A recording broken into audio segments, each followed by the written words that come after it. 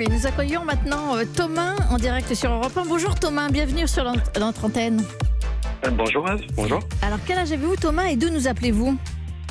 Alors du coup, je vous appelle de Paris et j'ai 27 ans. Alors Thomas, vous pratiquez régulièrement le plan dodo depuis le mois d'avril avec une jeune femme. Alors c'est vrai que nous on connaît mal le sujet, alors vous allez déjà nous raconter comment vous vous êtes rencontrés et comment le plan dodo est arrivé. Alors c'est vrai que moi pour le coup j'appellerais plus ça un plan de câlin en fait, plan dodo. Je trouve que ça fait, je trouve que ça fait plutôt. Doudou. Je trouve que je trouve que c'est plus qu'un dodo en fait. C'est, je sais pas, il y a le côté réconfort, le côté chaleur humaine en fait. Du coup c'est pour ça que j'appellerais plutôt ça. Le plan câlin. Alors on va dire plan câlin. Alors comment c'est arrivé la première fois? Du coup, en fait, alors c'est dans le train. En fait, dans le train, vous savez, quand vous êtes connecté au Wi-Fi à la SNCF, vous avez une espèce de chat qui permet aux passagers en fait de parler entre eux. Ouais. Donc, vous pouvez parler à un passager qui se trouve à l'autre bout du train. Ouais. Et donc, j'ai commencé à parler à cette fille justement via le chat. Et sauf qu'on ne s'est pas vu pendant ensuite 4 mois, peut-être 4 ou 5 mois, on ne s'est pas vu, mais on faisait que parler. Par internet, par réseaux sociaux interposés. Par réseaux sociaux, par SMS, par tout ça. Et donc au bout de 5 mois, donc on s'est vu, mais on savait très bien qu'il y avait rien à voir entre nous en fait. Il y avait rien à voir de sérieux entre nous, rien à voir parce qu'on voyait qu'on s'attirait pas forcément physiquement et que je lui racontais mes histoires, elle me racontait ses histoires à elle, et puis voilà, c'était plutôt très très proche, très amical, mais pas forcément quelque chose de sérieux. D'accord. Et puis un week-end, elle m'a invité du coup. Elle est partie en vacances dans le sud de la France du coup, et puis elle m'a invité à passer un week-end là-bas, et puis c'est là en fait qu'on a fait un plan de câlin du coup pour la première fois quoi. Et comment ça s'est passé? C'est-à-dire qu'elle vous a dit viens dormir avec moi, vous lui avez dit viens dormir avec moi? Du coup en fait c'était un peu intuitif quoi. C'est-à-dire qu'on était dans la même chambre d'hôtel en fait, et forcément il y avait un lit. Ouais, voilà. Du coup, Et donc du coup voilà quoi. Et donc vous saviez avant même d'aller dans le lit qu'il se passerait rien? Oui. Et donc après, vous avez fait un câlin, vous vous êtes endormis dans les bras l'un de l'autre, c'est ça? C'est ça, mais même devant un film en fait. On dirait devant un film en fait, et puis on s'est endormi devant un film quoi. D'accord. Et depuis, c'est arrivé et comment ça se passe le lendemain matin au petit déjeuner? Le lendemain matin, justement, c'est ça que j'aime bien aussi. C'est pas comme on peut voir juste un truc d'un soir ou quoi, où le lendemain ça fait bon allez ciao au revoir. Ouais. C'est justement ça que j'aime bien, et c'est le côté où on se lève, on fait un petit déjeuner ensemble, ou au pire on peut même passer la journée ensemble.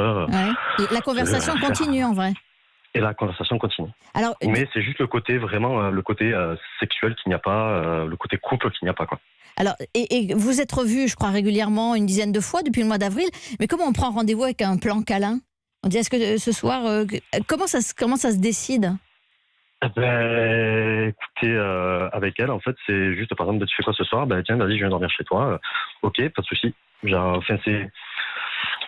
Dès que je suis libre ou elle est libre, je lui demande qu'est-ce qu'elle fait. Et si vraiment j'ai besoin, j'ai pas envie de dormir seul ce soir, ou j'ai besoin vraiment d'une chaleur humaine, ou du coup, on se voit quoi. Et c'est quoi alors les avantages de dormir avec une jeune femme comme ça sans faire l'amour? Est-ce qu'il faut qu'elle ne vous plaise pas du tout?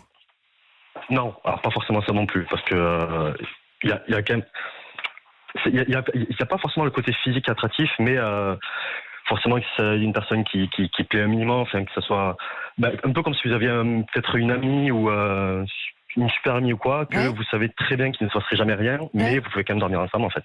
D'accord. Alors, qu'est-ce que vous parlez de chaleur humaine? Est-ce que vous pouvez nous dire un peu les avantages quoi? Qu'est-ce qu'on ressent? C'est ce côté justement, voilà. Moi, ce que j'ai besoin surtout, c'était le côté affectif, le côté chaleur humaine, le côté rassurant de la chose en fait. Vous savez, quand vous êtes contre une personne, c'est plutôt rassurant, et le fait de ne pas s'endormir seul la nuit, je trouve que c'est plutôt. Et ça veut dire que vous dormez mieux avec elle que quand vous êtes tout seul et quand vous ruminez? Alors ça dépend, ça dépend. Mais ça dépend du lit. Mais ça dépend du lit, ouais. Mais non, en fait c'est vraiment ce côté rassurant en fait. Il y a des fois où vous êtes là et puis vous vous dites j'aimerais bien avoir quelqu'un, avoir une compagnie, mater un film avec quelqu'un, puis s'endormir avec. Et qu'est-ce qui est le plus important? C'est passer la soirée avec elle et puis ne pas se séparer? C'est peut-être la séparation qui est difficile, ou c'est plus encore c'est dormir avec elle?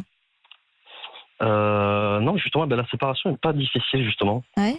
La séparation n'est pas compliquée parce qu'il y a pas quelque chose qui est posé comme un couple, il n'y a pas quelque chose qui est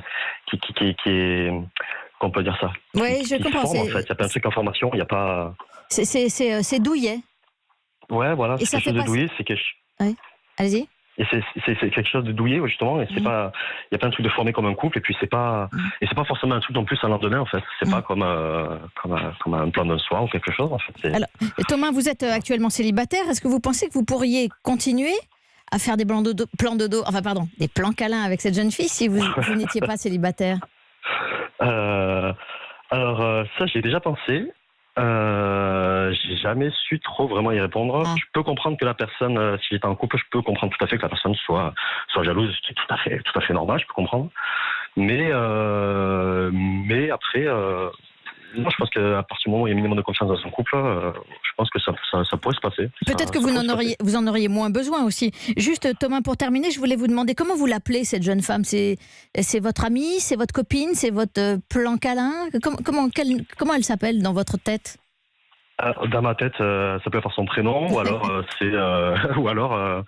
ou alors avec mes amis, quand j'en parle, je dis voilà, soit j'ai mon plan câlin, ou soit j'ai mon ami qui est avec laquelle je dors. Ok, donc on va dire plan câlin. On va essayer de continuer avec le plan câlin. Merci beaucoup, Thomas, de nous avoir fait partager votre expérience.